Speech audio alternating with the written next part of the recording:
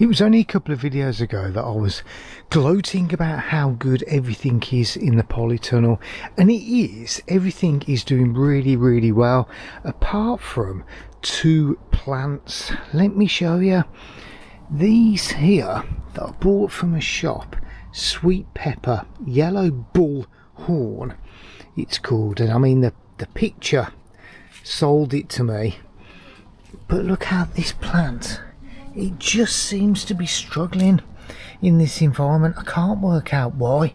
I've fed it a lot and I've watered it a lot, and it's still not picking up at all. In fact, it's looking like it's on its last legs. It's gardening for you, isn't it? Sometimes you just have to, tweak things, make little alterations here and there to try and keep things going. I've got another one here. This one here, let me have a look. This variety, so this is a bright star bell pepper. It's doing better than the other one, but it still doesn't look great compared to this one over here, which is a bell pepper. And look at the size of it.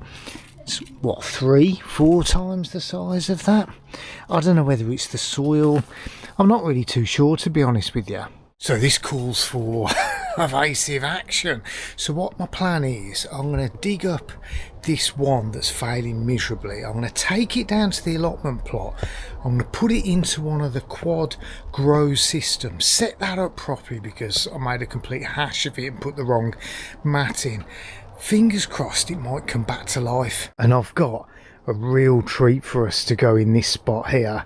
But first off, let's dig this up and get ourselves down the allotment.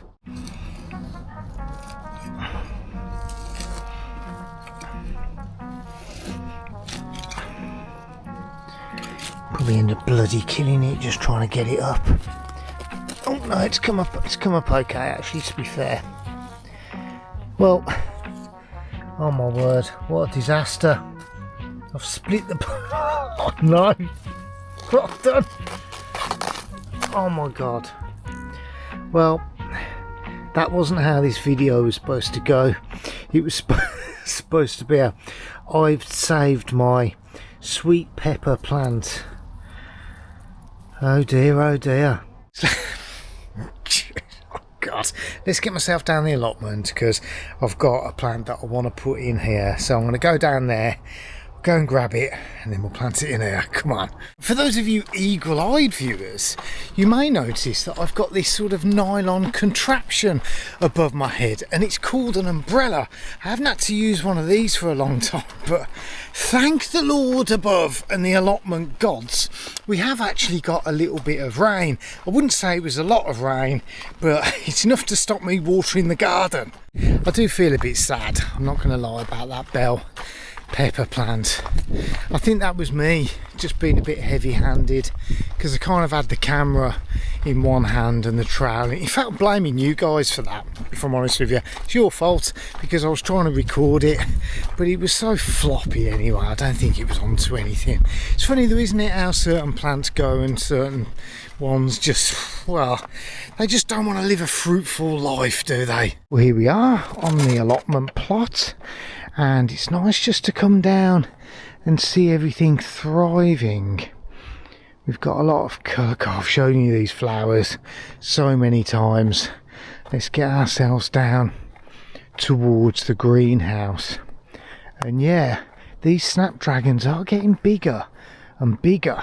Don't think I explained on the previous video, but when I got these, it didn't say on the advert, or I didn't read the advert properly, that it came with mats. That's where the problem started, because I really confused myself and made a right hash of it, because the mats that I ordered were too small really for these pots, and that's why nothing's really been doing so well. The water hasn't been draining from these at all, and it just doesn't feel like they're getting any water. Well, they're not bone dry, and I can't go on for too long in this state. These are the correct mats that I need to put in here. So in the next video, I think I'm going to take these plants out, try not to kill them like I've done with the bell pepper on this video, and then put the right mats in, and I'll kind of show you how it works. Not that I really know how it works myself. These were so lonely in the garden centre, I felt so bad for them. And they are Gherkin F1 partner plants. There was only 3 left in the shop, and it felt like, you know, the last dog in a litter or something like that. People just didn't want them, and I thought, do you know what? I don't know if I like gherkins or not. Well, I'll tell you a little story.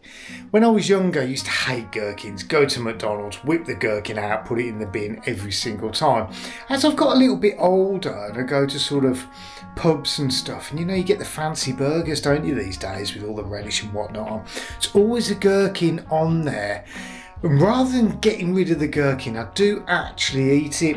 Right, so the next time you'll see me, I'll be back in my polytunnel, which for me will take about 10 minutes to get there, but for you it'll be right now. And here I am in my polytunnel, and all the excitement. I nearly shut my gherkin plant in the car door, and that would have been 2 fatalities in one video, which wouldn't have been good for any of us. So let's get this in the ground now. So I'm going to take the cane out.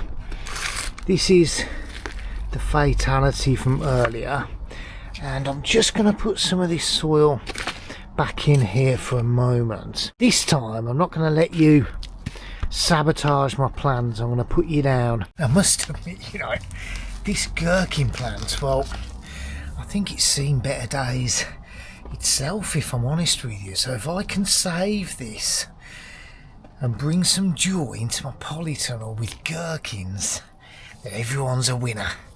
Right, so let me put this in here.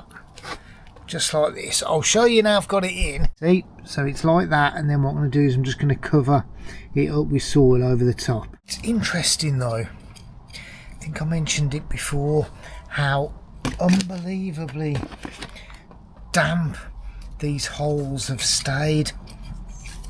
Even during the heat wave, I'd water them and they would stay damp probably for a couple of days, but I still continue to sort of water every single day. Don't know, maybe that contributed something to do with the bell plant not doing so well.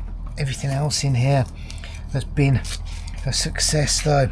Might be lack of nutrient. It can't be lack of nutrients in here because I've fed it. But yeah, here we go, Gherkin F1. Let me get a bigger cane and we'll tie it to the cane with the enthusiasm and passion that it's going to grow right the way up there. See you later, sayonara, adios, kaput. That is going to go on the compost heap, and look at this in all its glory now. We've got a gherkin plant which I've tied with a little bit of string there. I'll pop my coffee pod on top in case I trip over and potentially gouge my eyes out, and there we have it. Now let's keep an eye on this over the next, what, 3 or 4 videos and see how this goes. Will it be a success or will it be a failure? You're going to have to subscribe to find out. I'll just give it a water, and I popped a little bit of tomato right in the water as well. I'll just try and give it a bit of a feed, liven the bugger up. And there you go, not the video that I started out to make, but who cares? We now have a gherkin plant inside my polytunnel, and you can't complain at that, can you? Hope you've enjoyed this episode of Graham's Garden, where I've tragically killed a pepper plant, but we brought in a gherkin plant into the saviour. Will it work or won't it? Who knows? See you next time.